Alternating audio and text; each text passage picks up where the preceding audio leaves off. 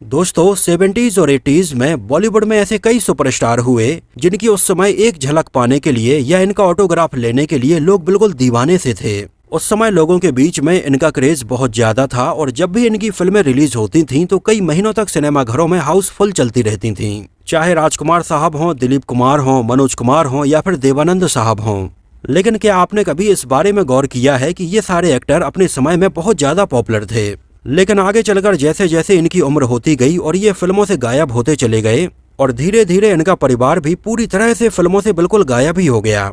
ना तो इनके बेटे और बेटियों के बारे में पता चला कि आखिर वो कहाँ हैं और क्या कर रहे हैं, और ना ही फैमिली के बाकी मेंबर्स के बारे में पता चला। तो ऐसे ही बॉलीवुड के एक लीजेंडरी एक्टर और राइटर थे कादर खान साहब, जिन्होंने अपने एक्टिंग करियर में चाहे विलेन का रोल हो या फिर आगे चलकर कॉमेडी रोल हो, इन दोनों को ही कादर खान साहब ने इस तरह से निभाया है कि आज इतने साल बाद भी लोग उनकी एक्टिंग से एक्टिंग करना सीख रहे हैं। लेकिन 2019 में कादर खान साहब की मृत्यु के बाद में उनका परिवार आखिर कहाँ गया। उनके तीन बेटे थे, जिनमें से उनके एक बेटे सरफराज खान ने तो बॉलीवुड की कई फिल्मों में काम भी किया है। जैसे सरफराज खान हमें सलमान खान के साथ में फिल्म तेरे नाम में उनके दोस्त बने हुए नजर आए थे और वांटेड में भी उनके दोस्त बने थे। लेकिन ऐसा क्या हुआ कि इनका परिवार बॉलीवुड से नाराज रहा और बॉलीवुड छोड़कर ये कनाडा शिफ्ट हो गए। यहाँ तक कि कादर खान साहब के बाद में उनके बड़े बेटे की भी मृत्यु हो गई है। इसके अलावा उनके बेटे सरफराज ने भी फिल्मों में काम करना लगभग बंद ही कर दिया है। तो आज उनका परिवार कहाँ है, किस हालत में है, इस वीडियो में हम डिटेल से बात करेंगे। 70s में अमिताभ बच्चन को अमिताभ बच्चन बनाने में जितना सलीम जावेद, मनमोहन देसाई और प्रकाश मेहरा का योगदान रहा, उतना ही कादर खान साहब का भी योगदान रहा, जिन्होंने उस समय अमिताभ बच्चन के किरदार को ध्यान में रखते हुए भारी भरकम डायलॉग्स लिखे।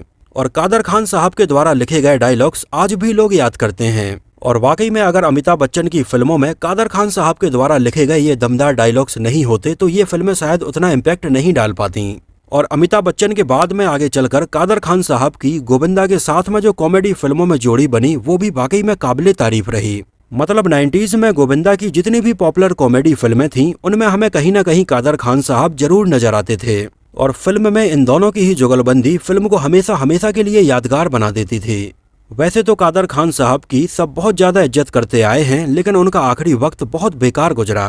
कादर खान साहब अपने अंतिम समय में अपने बहुत ही प्यारे दोस्त अमिताभ बच्चन को बहुत ज्यादा याद करते रहे, लेकिन अमिताभ बच्चन ने एक बार भी कादर खान साहब का हालचाल नहीं पूछा और ना ही उनसे कभी मिलने के लिए गए। और ये बात कादर खान साहब को उनकी बिल्कुल आखिरी सांस तक खटकती रही कि अमिताभ बच्चन ने उन्हें बिल्कुल भी याद नहीं किया है। जहां एक समय कादर खान साहब अमिताभ बच्चन को अपना छोटा भाई मानते आए थे और उनके लिए एक से बढ़कर एक डायलॉग्स लिखे हैं, तो वहीं आगे चलकर ये दोनों एक दूसरे से कैसे दूर हो गए, इस बारे में कादर खान साहब ने अपने कई इंटरव्यूज में भी बताया है।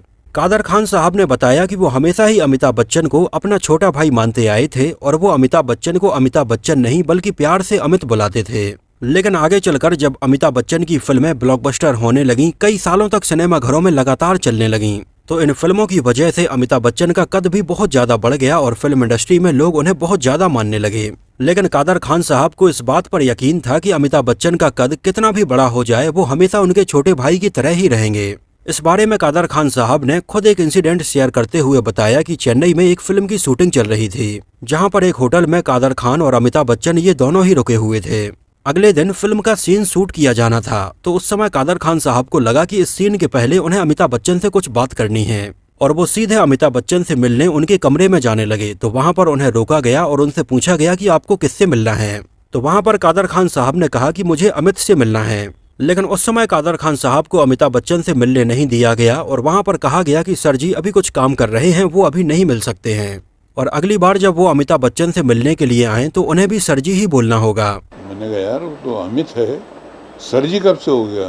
तो मेरे मुंह से निकला नहीं सर जी, मेरा उनसे वो राब्ता नहीं रहा। गंगा जमुना सरस्वती मैंने आधी लिखी, आधी छोड़ दी। कादर खान साहब को ये बात बहुत ज्यादा बुरी लगी और उन्होंने कहा कि यार वो तो मेरा छोटा भाई अमित है, मैं उसे सर जी कैसे बुलाऊं। लेकिन अमिताभ बच्चन का कद उस समय बहुत ऊंचा हो गया था, उनके आसपास के सारे लोग उन्हें सर जी ही बुलाते थे।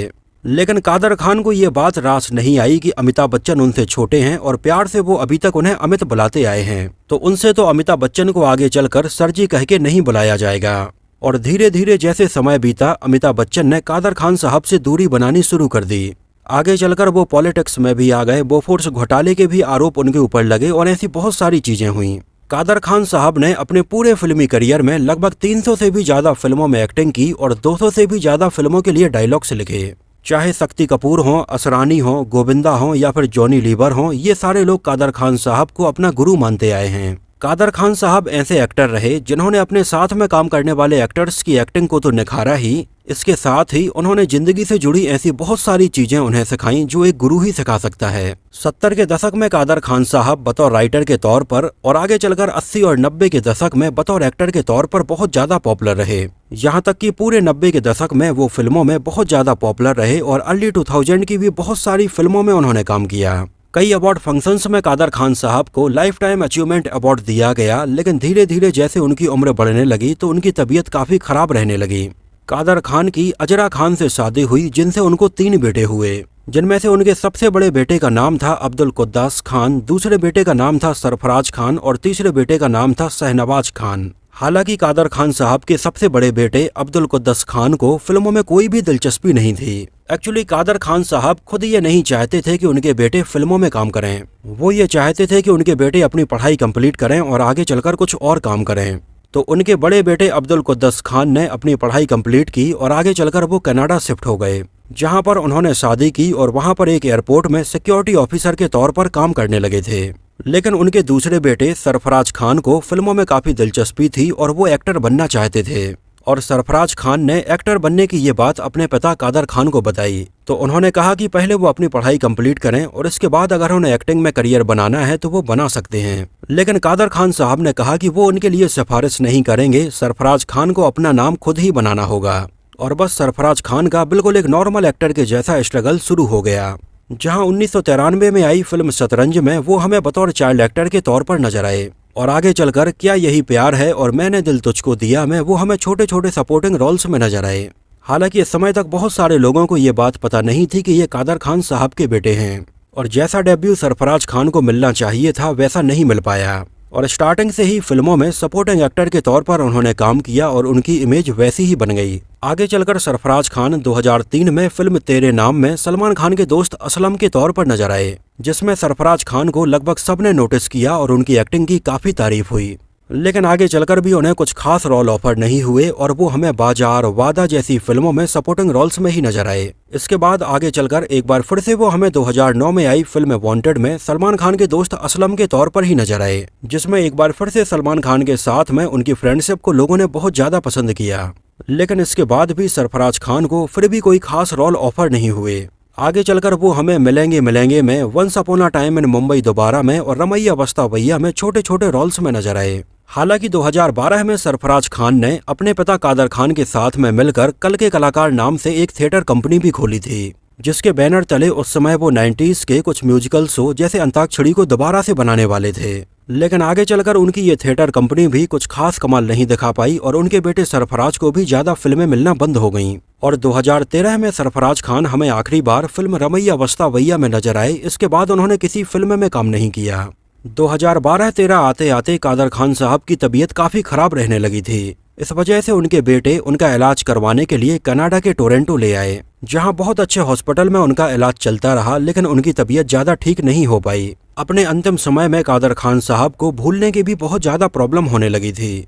2018 में उन्हें सांस लेने में बहुत ज्यादा प्रॉब्लम होने लगी थी, जिसका इलाज चल ही रहा था। और 31 दिसंबर 2018 को जहां पूरी दुनिया न्यू ईयर का जश्न मना रही थी, कादर खान साहब ने अपना दम तोड़ दिया था। उस समय कादर खान साहब की मृत्यु की इस खबर से पूरे बॉलीवुड में शोक की लहर दौड़ गई थी, जहां कादर खान साहब के बहुत सारे चाहने वालों ने सोशल मीडिया के जरिए उन्हें श्रद्धांजलि दी थी। लेकिन उस समय कादर खान साहब के तीनों बेटों की बॉलीवुड से बहुत ज्यादा नाराजगी थी। इस बारे में उनके बेटे सरफराज खान का ये कहना था कि बॉलीवुड में केवल दिखावा बस चलता है।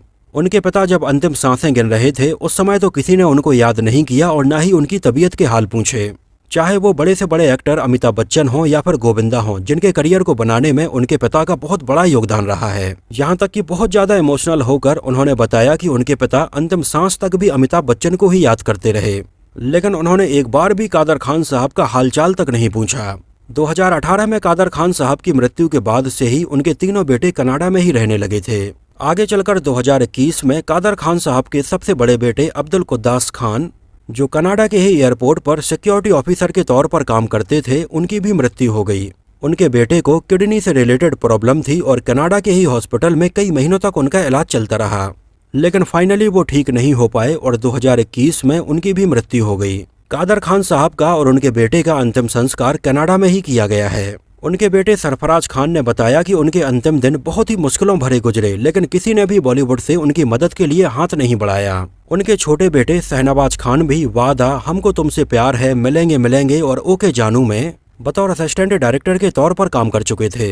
लेकिन आगे चलकर कादर खान साहब के इन दोनों ही बेटों को फिल्मों में काम मिलना बिल्कुल बंद सा हो गया और फाइनली अब उनके दोनों बेटे कनाडा जाकर शिफ्ट हो गए और अभी वहीं पर हैं। हालांकि ये बात तो माननी पड़ेगी कि सरफराज खान की एक्टिंग में दम था, जो हमें तेरे नाम में और वांटेड में नजर भी आता है। लेकिन पता नहीं कादर खान साहब से और उनके बेटों से बॉलीवुड की क्या दुश्मनी रही कि आगे चलकर इन्हें काम मिलना ही बंद हो गया।